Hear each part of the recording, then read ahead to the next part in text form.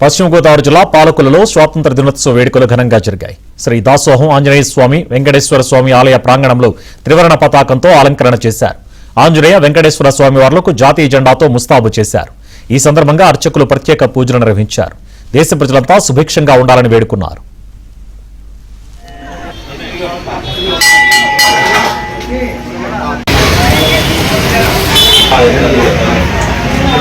భక్తమాసాలకు విజ్ఞప్తి.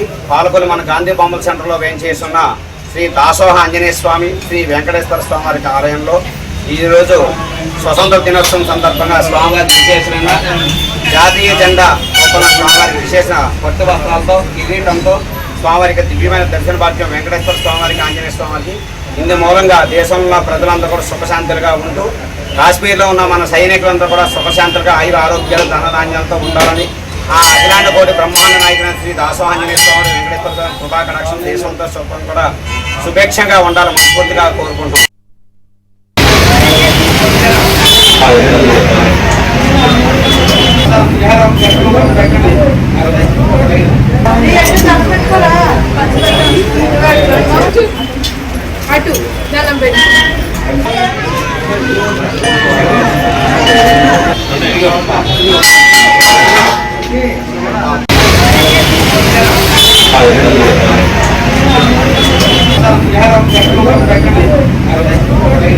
Iya, kita dapat kola.